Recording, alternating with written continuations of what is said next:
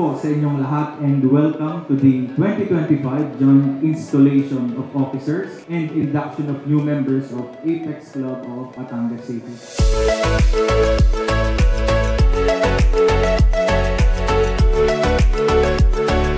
So po magpasalamat sa Panginoon, panibagong araw na ito, sa pagkakataong ito na magkasama-sama tayo upang ipagdiwang ang napakahalagang okasyon na ito. Ang Apex Club, both men and women, ay grateful palagi sa support ng ating guests ngayong gabi. Kay Honorable Congressman Mario Vittorio Marvy Marino and Honorable Mayor Beverly Rose Di Macura.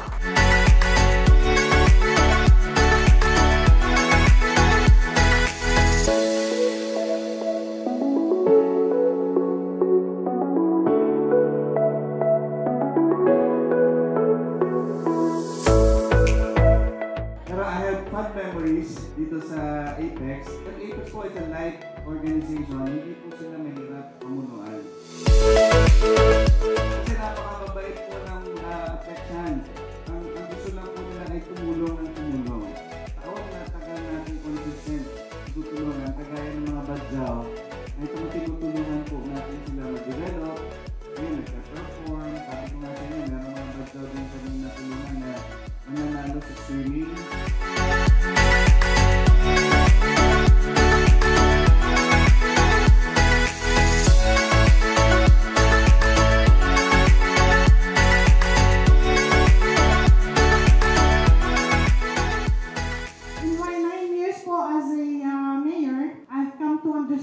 That the true strength of any community lies not only in policies or development projects, but in the unwavering support and cooperation of its people. Ang tagumpay po ng isang organisasyon ay nakasalalay sa kooperasyon, sa suporta at sa pagkakaisa po ng bawat isa. At ang Apex Club ay isang katulad na pamilya na nagsusulong ng ganitong diwa. Your organization's commitment to selflessness, offering your time, resources, and effort without expecting anything in return, is a shining example of how we can work together for the common good. In my experience of being a public servant is much like being a member of an organization like yours.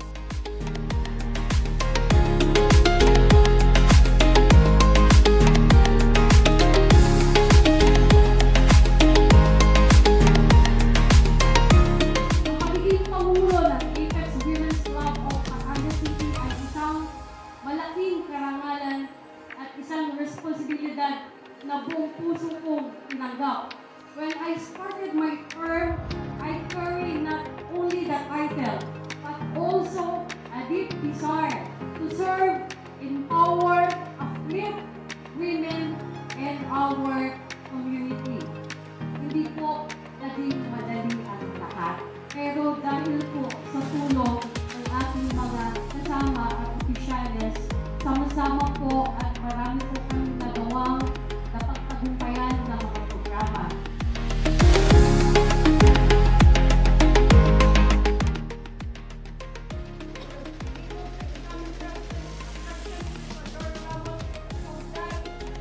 Continue this ceremony. Congratulations, Apexians and guests. It gives me great pleasure to proclaim that Apexian Chris Majoy Ramos is the new president of the Apex Women's Club of Batangas City.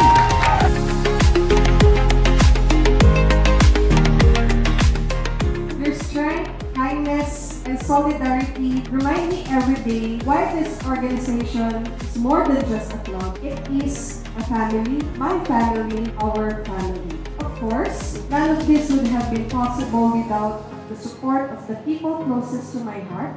Bagamat wala po dito, my mother. Wala na kayatang mas mataas pa ang okupasyon. Kung hindi ang tapat din ang tapat. Hindi na bago sa akin ang panawagan upang maglingkod mula sa aking pagiging sundalo hanggang sa pagiging opisyal ng Philippine National Police. Maraming taon ang aking buhay ang inilaan ko sa serbisyo publiko. lalong-lalo na sa pamananatili ng kapayapaan, kaayusan sa ating komunidad.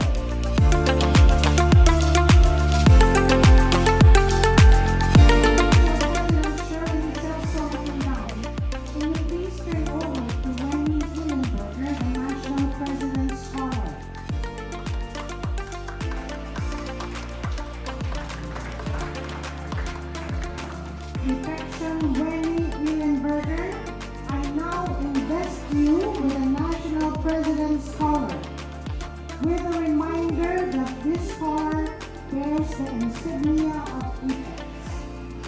The rays are symbolic of the rising generation of youth, the sides of the triangle representing fellowship and service, and the base, citizenship.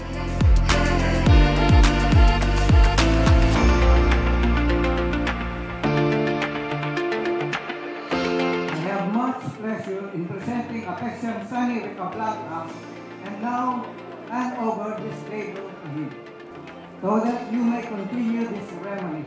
Sunny Recablanca is duly elected President of Apex Club of Batangas City. It gives me great pleasure to proclaim that the Affection Sunny Recablanca is now the new President of the Apex Club of Batangas City.